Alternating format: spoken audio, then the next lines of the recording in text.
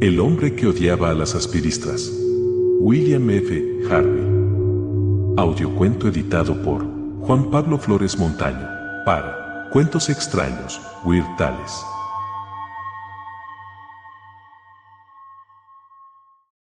El hombre que odiaba a las aspidistras.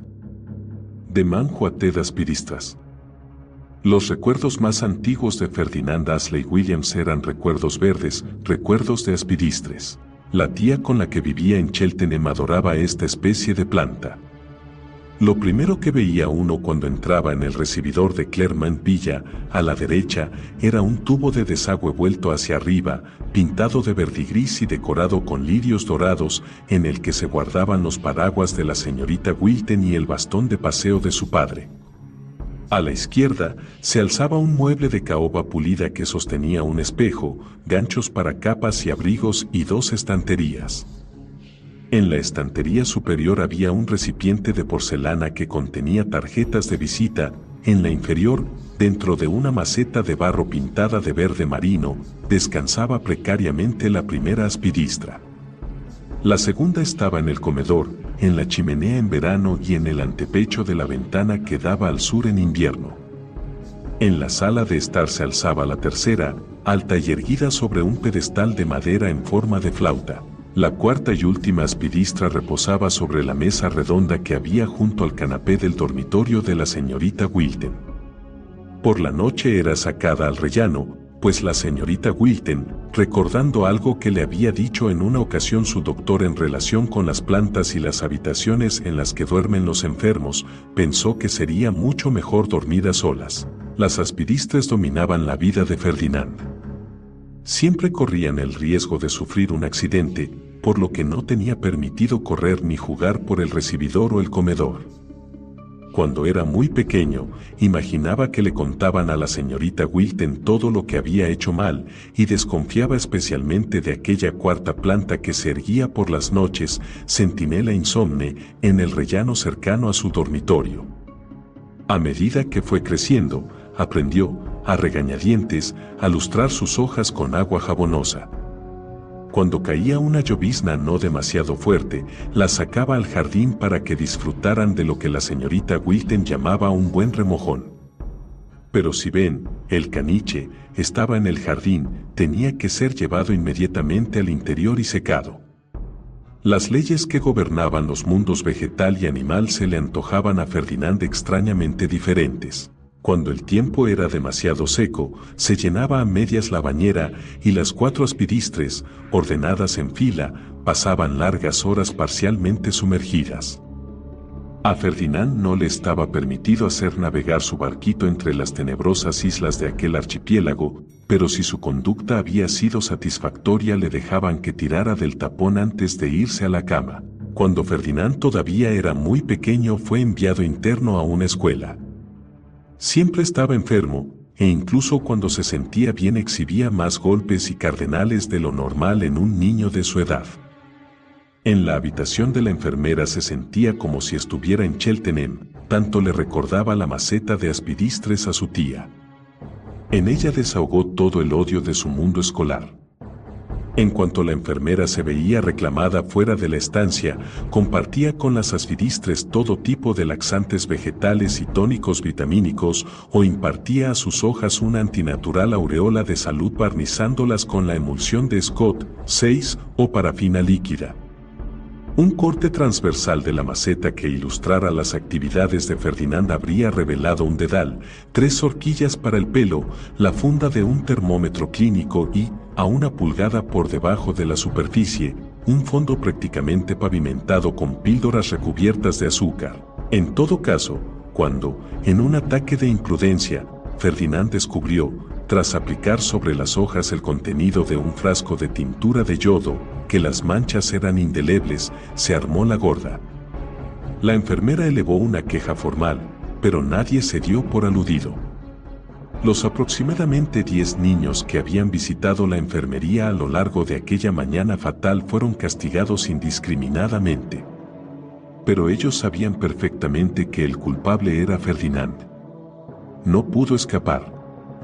Al igual que las aspidistres, fue golpeado y arrastrado y zarandeado hasta las raíces.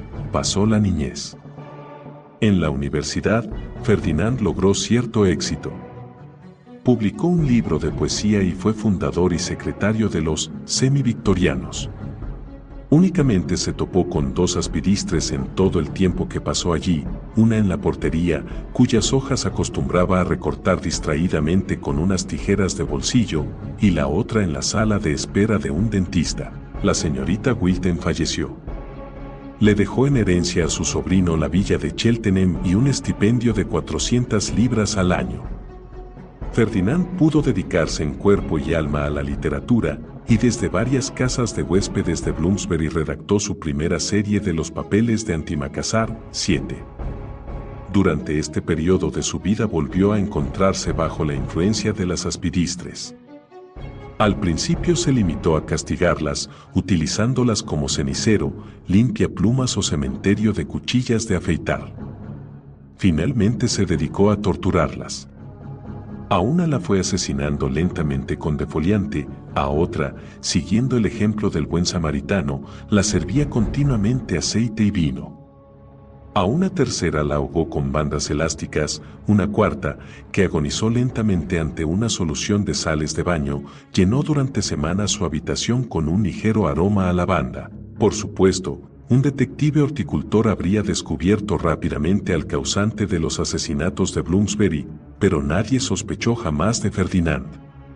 Era tan inofensivo, tan sutil, tan respetable, y a su propia manera tan silenciosamente ornamental, y sus exigencias eran tan escasas y su comportamiento tan comedido, que sus caseras siempre se entristecían cuando llegaba el momento de su partida. Las aspidistres nunca se recuperaban tras su marcha. Ferdinand, por supuesto, tendría que haberse dado cuenta de que es peligroso dejarse llevar por el odio. Lo más probable es que el hombre que odia los espacios abiertos acabe muriendo al cruzar una plaza. No será el automóvil el que lo atropelle, sino la plaza quien lo asesine. Ferdinand recibió varios avisos. En una ocasión, una mañana húmeda, una maceta de aspidistres cayó desde el alféizar de una ventana de un tercer piso justo frente a sus pies.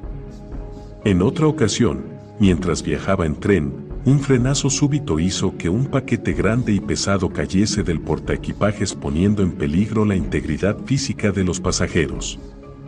Si Ferdinand no hubiera estado sentado de espaldas a la máquina, habría sido golpeado en la cabeza por la aspidistra más monstruosa que jamás hubiera visto. Un día se encontraba fumando abatido cuando su amigo Basset Tankerville le visitó por sorpresa. La revista Blue Review había recibido su último libro de ensayo con menos aprecio del habitual. «Escucha esto», le dijo Ferdinand a Basset.